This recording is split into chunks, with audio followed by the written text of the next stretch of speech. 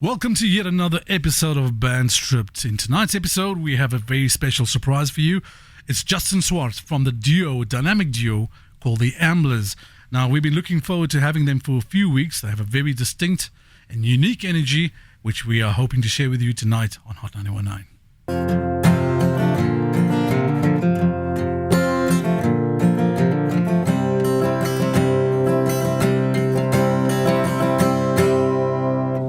Mr. Justin Swart, welcome to the Band Strip studio.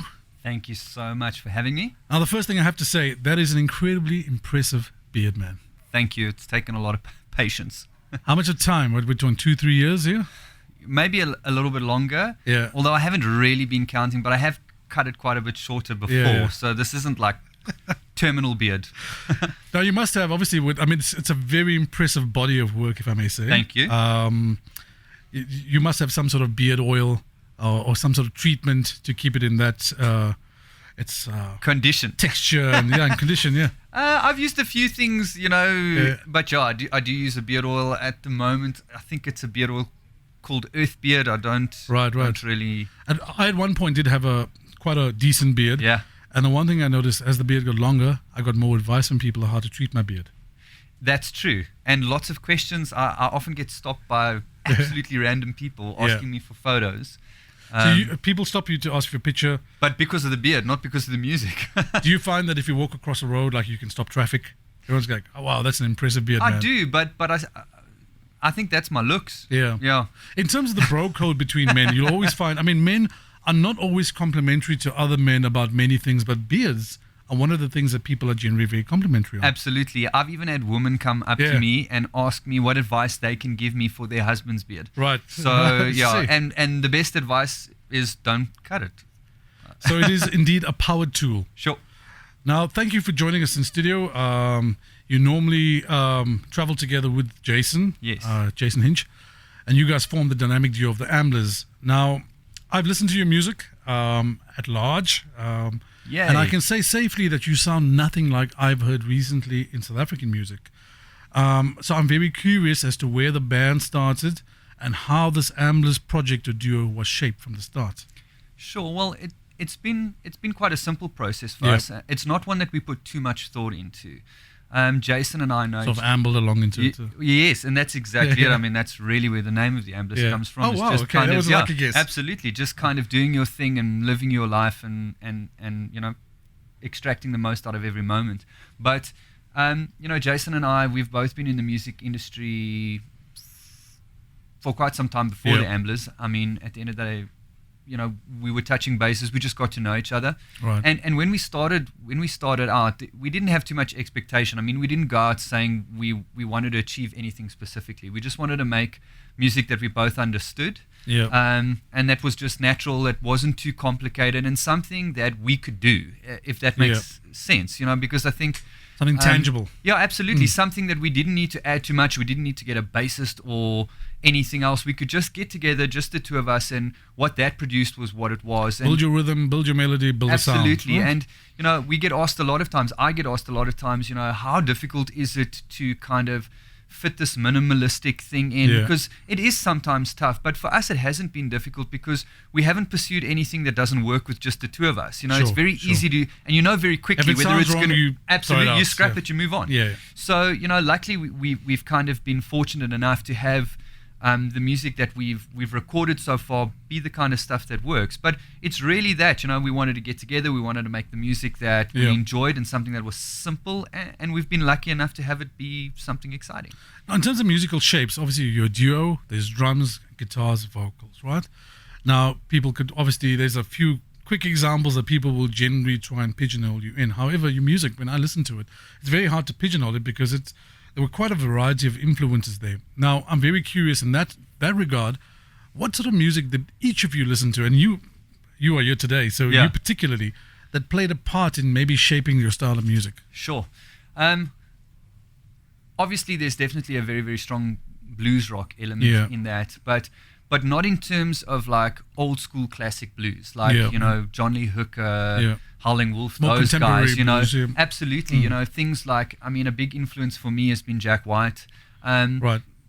the Black Keys in a way. I like the Black Keys very much. Sure, that sound and as far as my personal musical taste goes, I don't have I've got a very, very broad musical taste. So I really enjoy classical music. Yeah. I really enjoy jazz. I enjoy a lot of different kinds of folk music. I like a lot of older music, like before the like digital generation as well. Well, everything you just said that now, approach. I can safely say that I pick it up in your music, especially the folk influence, because I think the melodic influence in terms of the songs is coming from that folk. Absolutely, that folk and the element. storytelling element as well, in terms right. of just that kind of swing to it. And at the end of the day, you know, what's nice about that for us, and where the folk element or influence, it's easy to tone it down. It's easy for me to play the songs. Yeah. They sound completely different because there's no drummer and no Jason, but it's still there in like a singer-songwriter kind of sense. Yeah. Well, I think that's the interesting part of this whole Bandstrip project that we've been doing over the last 20-odd weeks, is that we are getting to your songs as close to as they were written as possible. Sure. Which is very authentic. It's very unique. Absolutely. It's an insight into the songwriter's mind. What were you thinking? And then when people listen to your EP, etc., they will hear the polished sound, right? Sure. Of that thing. Now, your first song that you've decided to play for us is a track called "I Wrote You a Letter." Yes, sir. Is this a true story or is this a fictional story? It is a fictional story. It's a personal story. I don't often like to tell people what the songs are about. Sure. Just because I prefer for them to grab their own meaning out Fair of enough. I mean, as a songwriter, I agree with that. But I mean, I'm happy to divulge it from. There are opportunities where it is relevant, and situations where it is relevant. But for me, I struggled a lot in my younger life with heroin addiction, and I Wrote You a Letter is really a letter to. It's almost personifying heroin addiction as a woman that had made a lot of promises that were a lie. So, and this is the first time in any interview I've given that much in-depth in a song. Thank you for sharing with that. I mean, you're welcome. It's a very vulnerable space. Sure. And thank you for sharing that, you're because that metaphor, and this is the genius of songwriting and the beauty of songwriting, is that you can disguise something incredibly painful and tough and traumatic in this metaphor, and people will draw their meaning from it. Sure, absolutely. As they will, but you know what it means to you. And it all depends on where their moment of struggle or their moment of pain is. It relates to that. Yeah. Do you find the song, when you perform it now, do you feel a form of catharsis when you? In a way, yeah, absolutely. Yeah. I mean, that part of my life is so far behind me now. Yeah. But it was still instrumental into how I kind of grew up and became an adult, so to speak. Although I did become an adult quite late in life. We eventually do. By force of will. It is nice to be able to sing that song outside of that cage. Yeah. Fantastic. Well, we're looking forward to listening to the stripped down version of I Wrote You a Letter. This is Justin Swart from the Amblers with his first track on Bandstripped. It's called I Wrote You a Letter.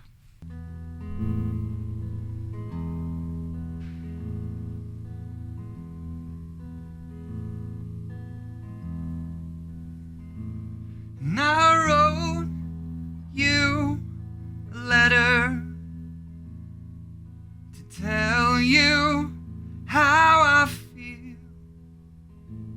And I wrote to tell you of my love. I wrote to make you real.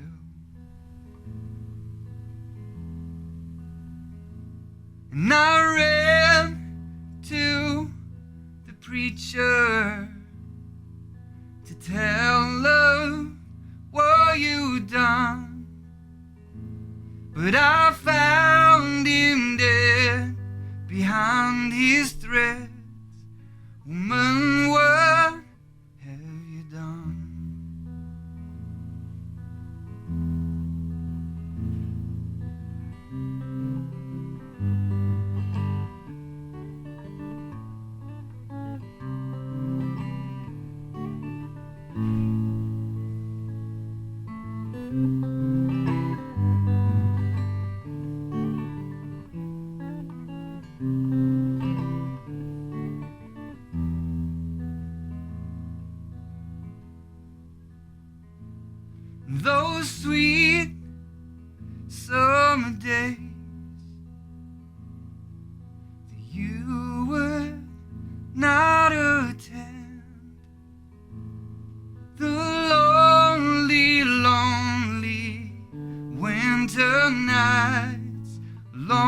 cold in my bed. You made me promise.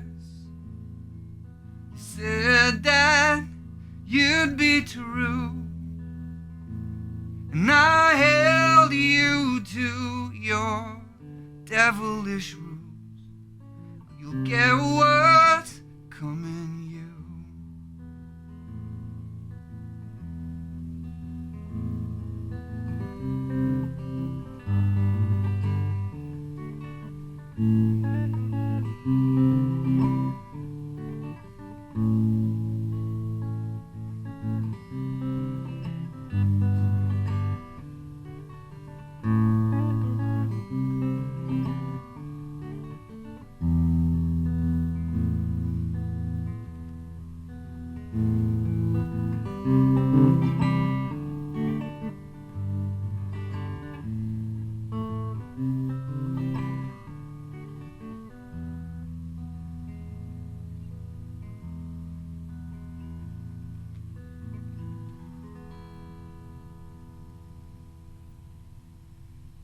Welcome back to Band Stripped. I have Justin Swart with me in studio tonight, and we're having some fun talking music, playing some music, and really taking a deep dive into what are the Amblers. Is that correct? What are? Well, it is now.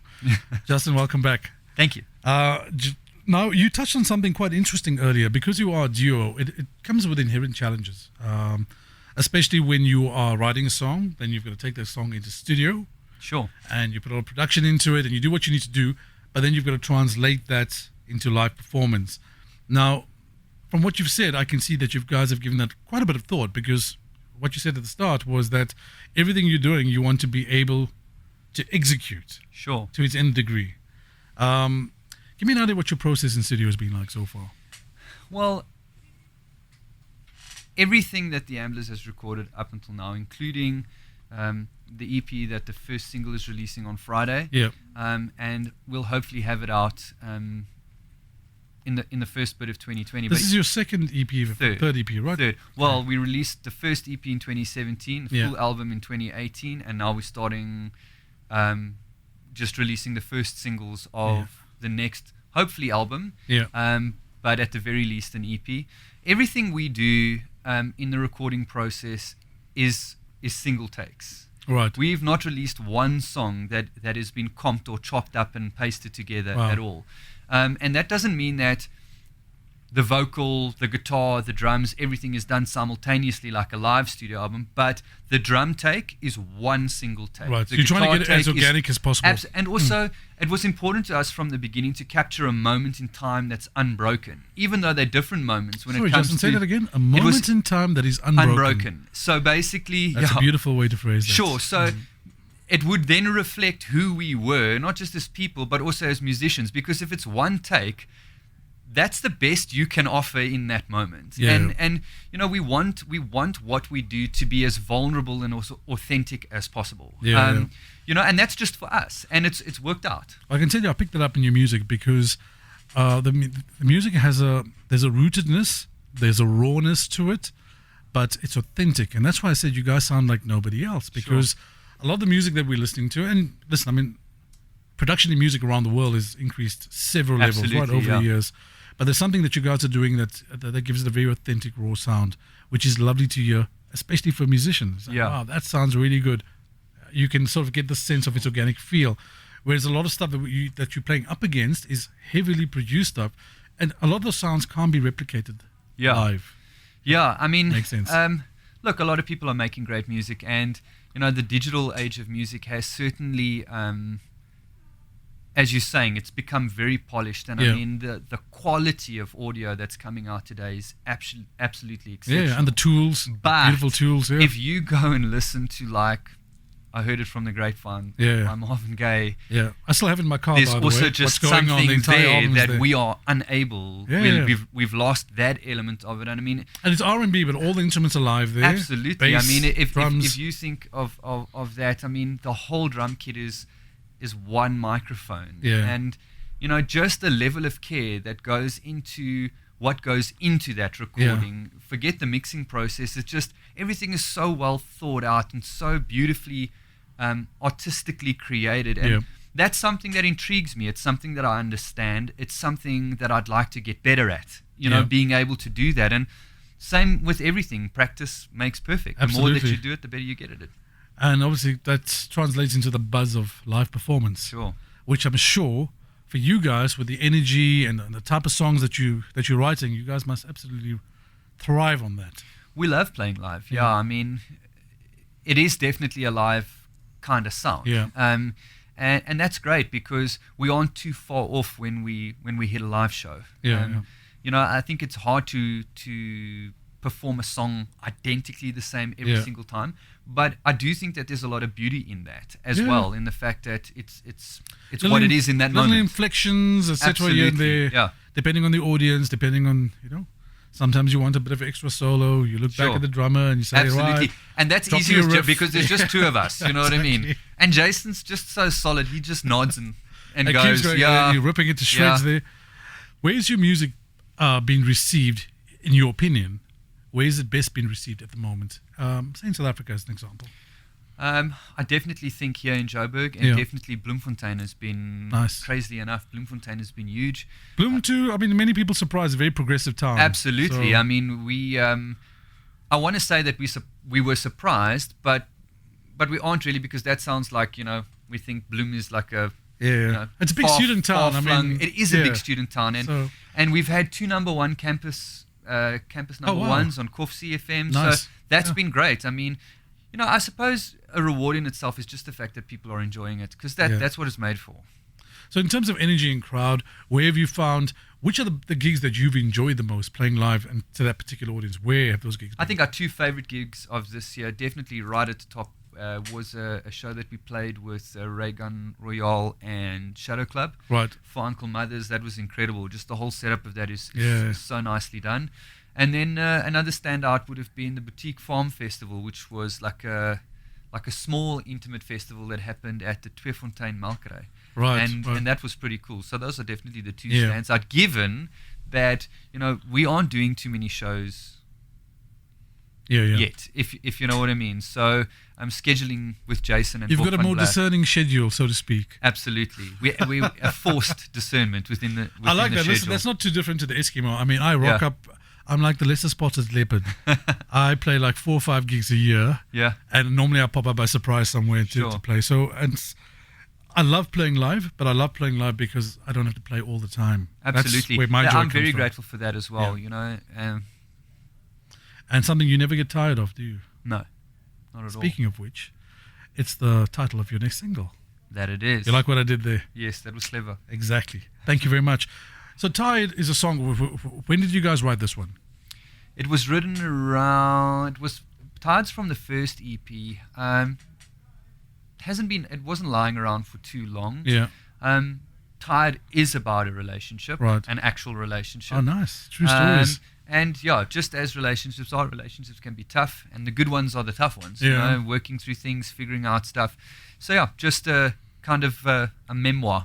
Don't you love how the swath of emotional and energy, whether negative or positive, innately contributes to songwriting? I mean, yeah, you could have a relationship, you break up, 3 months later, something pops in your head, and you go, wow, I really need to get this out of my system. Absolutely. Our emotions and our struggles definitely make for the best songs. Yeah. So this is something that you wrote a while back and now is obviously translated. And would you call this a classic love song, or is it a unconventional sort of story of love? I would say it's less conventional. I say it's more of a love rant. A love rant. Yeah, than anything else. I know the audience at home now It's not a begging and are pleading. clapping their hands with glee to know what a love Yeah. rant is. Yeah. I think it's just from the framework of being a frustrated person in a relationship and, Yeah. and wanting it to be better. We've all been there. Absolutely. And I find these songs, see, now that you know what the song's about and the audience knows what the song is about, for those of you out there and you want to get a sense of perspective on if you are in a relationship like this is Justin Swart from the Amblers with his next track on Bandstrip. It's called Tired.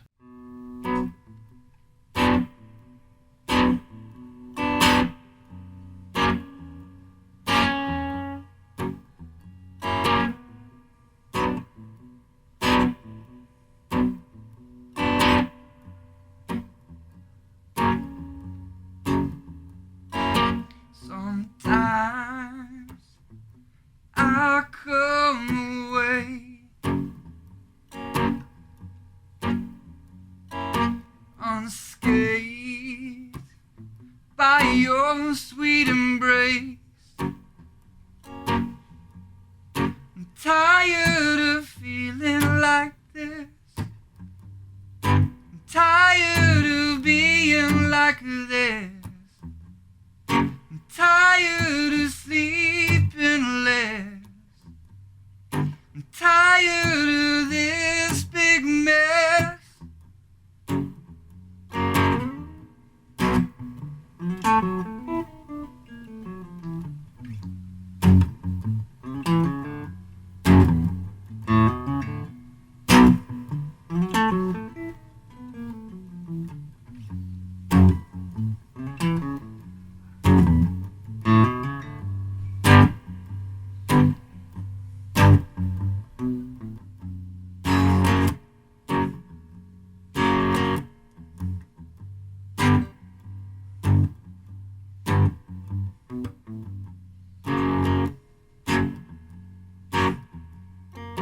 Sometimes I feel miles away.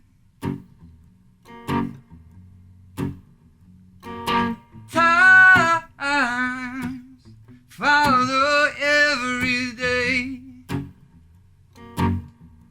I'm tired of feeling like this. I'm tired of being like this. I'm tired of sleeping less. I'm tired of this big mess.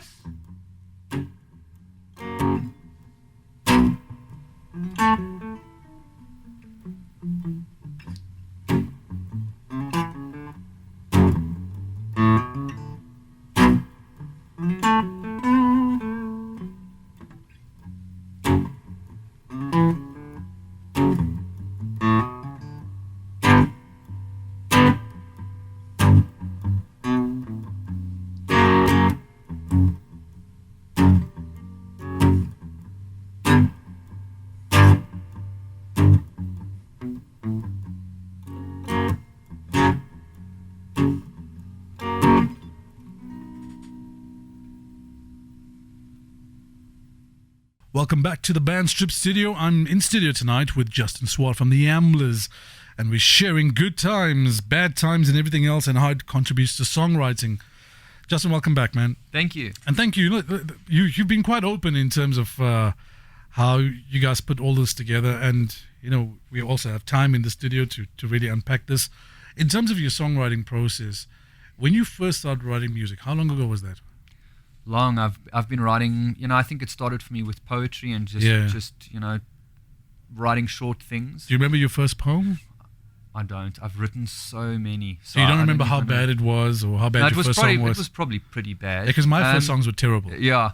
I think the more you write, the better you get. Yeah. And I think, good advice for songwriters. Yeah, I don't think that this is an advice section, but that if I was going to give anyone advice, I would say that. I'd say, you know what, get the bad stuff, because everyone's get it out of your system. It out first, yes. So that the good stuff can come out. And I think that, again, practice makes perfect, and the more that you write, the better that you get. But I mean, I've been writing songs for a long time, and I've gotten better at that, and I've gotten better at articulating them the way that it makes sense to me creatively. I also think that as you get better at doing anything, you are able to simplify things. And that's definitely... I agree, Yeah, I think that, It's a weird process, because in songwriting, sometimes you think, or in music, or in anything, that I can become more complex, but you start to understand the beauty and simplicity. Absolutely. Like for me, how can it. I convey this in the least amount of words, or in the least amount of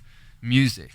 Chord changes. Absolutely. Exactly. So it's definitely been a similar process for me. Because obviously when you first started writing, I don't think any songwriter has any particular message that they want to get out there. But sometimes thematically, as a human being, as you evolve, you start to write thematically, subconsciously. And there's now you've got an image, and the band has an image, and there's a certain vibe in your songs that I can pick up. Is there any particular message, whether conscious or subconscious, that you think you're trying to send out to the universe, or to people who listen to your music? This is going to sound so crazy for a rock band, but man. Yeah, I think for me, if there is a theme, it's about personal responsibility. Right.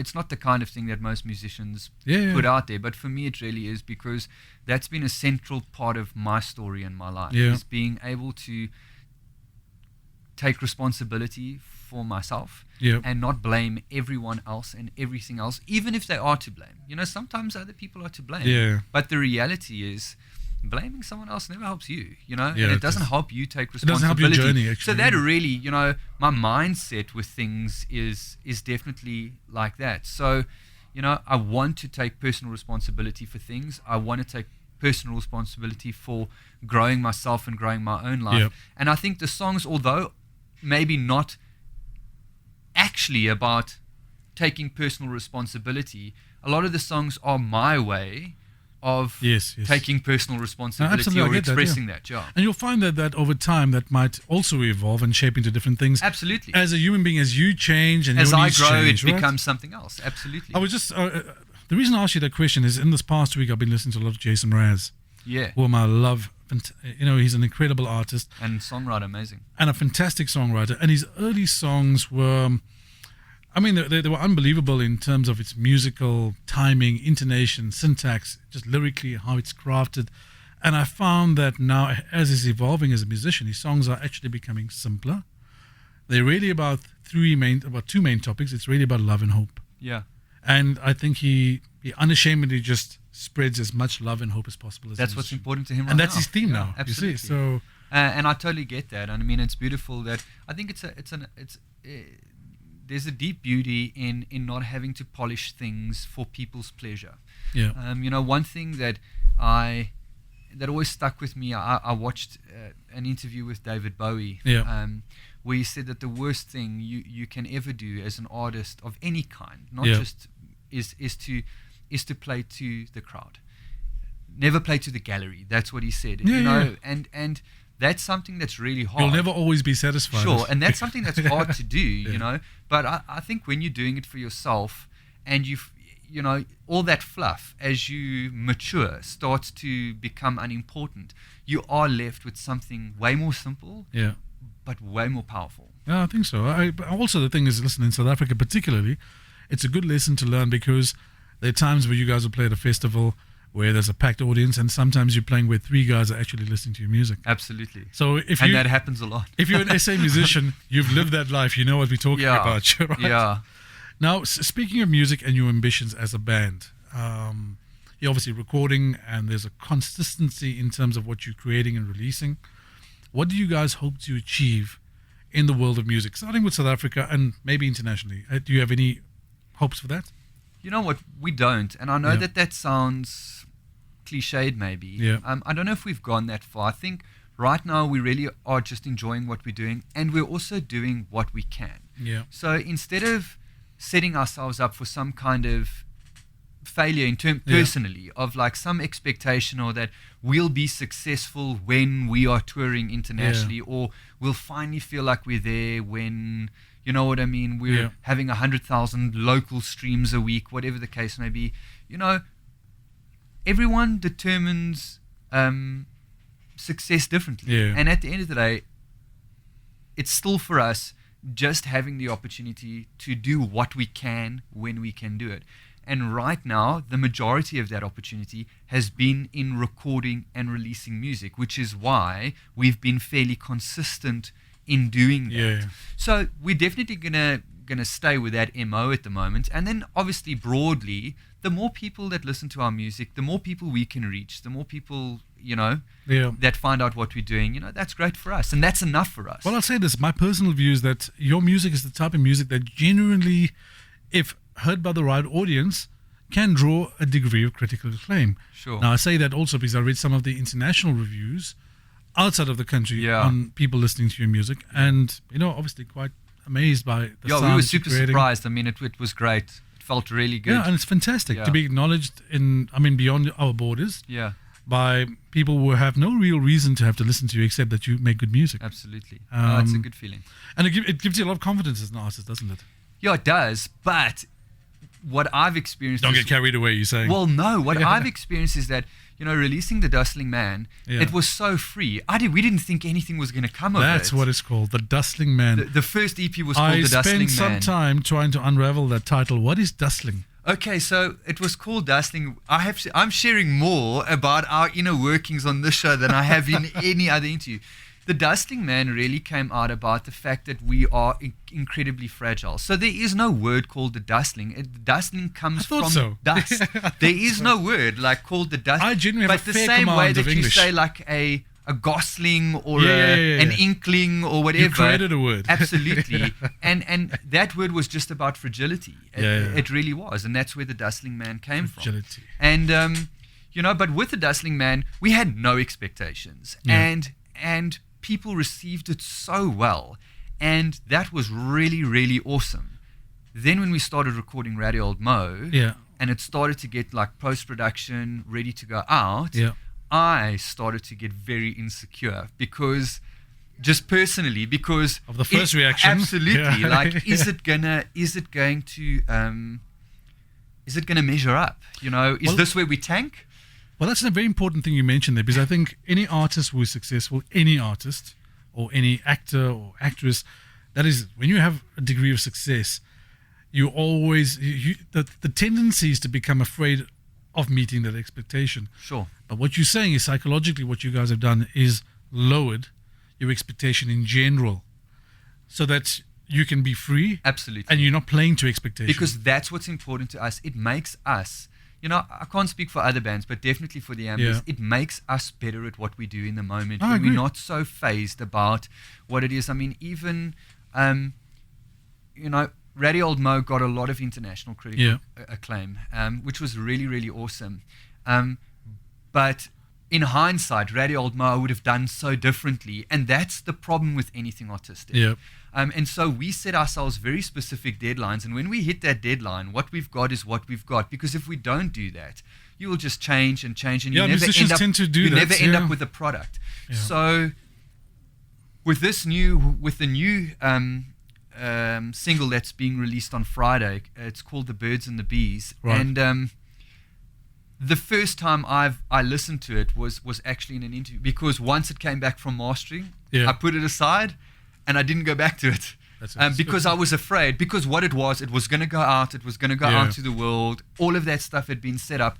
I'd rather let it be than torment myself about what it's not. Absolutely. But I've been very happy with what I've heard so far, so it's been great. Listen, it's a good way to record and process, because, I mean, you're right, you could end up changing things. It's a never-ending cycle. Right. Yeah. It's I think one of the talents of an artist to know when you've done the right thing and just go with your instinct and say, right, it's done. It is what it is. And it's about capturing that moment. And put yourself out there. You see, at the end of the day, if you're not prepared to risk, if you can't emotionally and psychologically put yourself out there for people to either love or hate, well, you'll never put anything out there. Absolutely. So your next track is called Sometimes. It's your third track on the band Strip Studio. What is Sometimes? What's the essence of the song? I was going to ask you what it's about. It's also locked in a relationship, just a different aspect or a different perspective of a relationship. On the Dustling Man, because that song is also from the Dustling Man. One of the two songs that were specifically about an actual romantic relationship, or not a platonic relationship, and it's just very much the same thing. I mean, it's just expressing how I felt in that moment about that relationship, and it's as simple as that. Nothing deeper. The two people in question for these last two songs, they've heard the song, and do they know it's about them? Probably not. They've heard the song. But they don't know it's about them. I don't know. We've never had that discussion. Person is very much still a part of my life. I see. At the end of the day, toughness in relationships don't mean relationships have to end. But as a songwriter, you must get that question quite a bit. Somebody listens to a song like this and goes, well, okay, that's interesting. And then, Justin, who is this about? Yeah, they do. My answer usually to that question is, we don't tell people what our songs are about. Yeah. You guys have literally been the first. In a very polite way, obviously. I don't sit there and say, sorry, I'm important, you're not, and I'm not going to tell you what the song's about. It's more a case of, we'd like you to get your own meaning from it. Well, I'm going to give you a little trick. Michael Stipe, whenever they played Losing My Religion, which is one of 2 songs R.E.M. played at every gig they did since they released the song. Yeah. Man on the Moon was the other one. But whenever he announced Losing My Religion, he always said, this next song is about you. Yeah, absolutely. And he was talking to everyone. Sure. And I thought it was fantastic. It is fantastic. And Isn't it's it? clever. Yeah. Yeah. So just remember that for sometimes. This is Justin Swart with his third and final track, The Amblers, with Sometimes.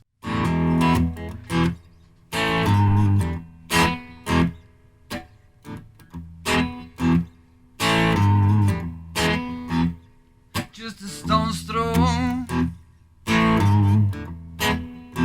It's time to let go. Gave your whole heart. Now it's broke.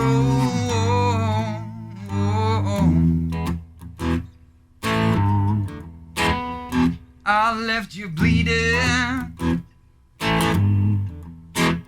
Your body reeling. So soul deceiving. Pound of stone.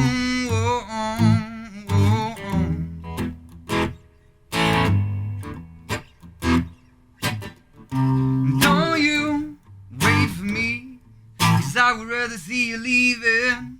Don't you pray for me, 'cause I be long gone. Don't you wait for me, 'cause I would rather see you leaving. Don't you pray for me, 'cause I be long gone.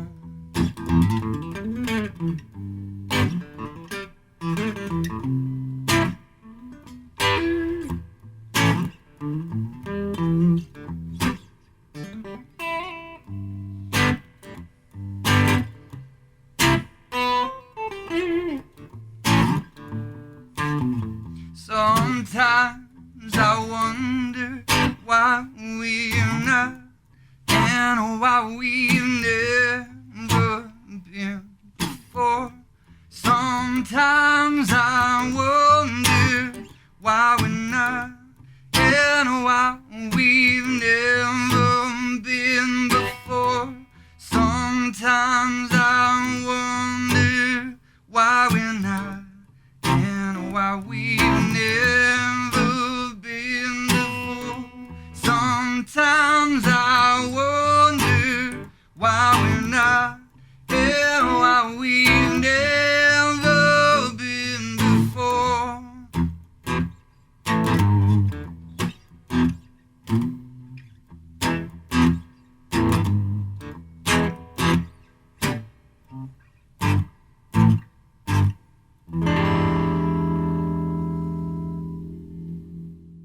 Welcome back to Band Stripped. That was Justin Swart on behalf and part of the duo, half of the duo of the Amblers, playing his third and final track called Sometimes right here on the Band Stripped studio.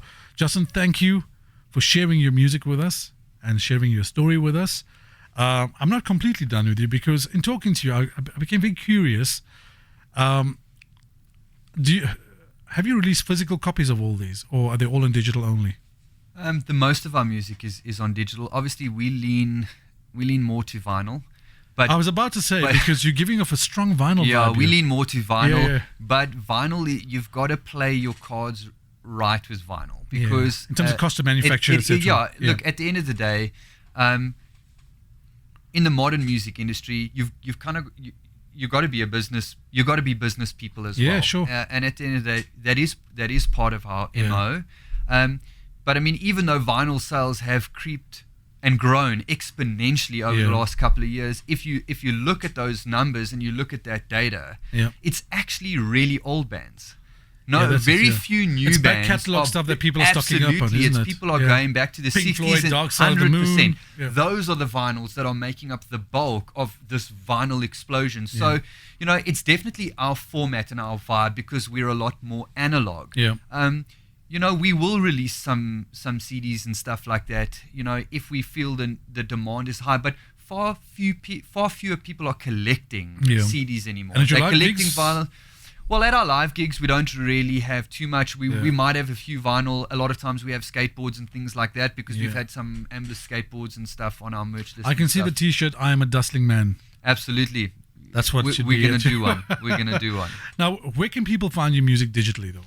Everywhere, on every major digital platform. So and Apple, even the ones that are more obscure, like you know, like iTunes, Tidal, stuff that Kidding, we don't really, but definitely the big ones: Deezer, Spotify, Apple Music, Google Music, Google Music, Pandora. Lovely. The majority of them. And social media wise, now this is very important for our audience because we have a very large social media engagement and following on this station.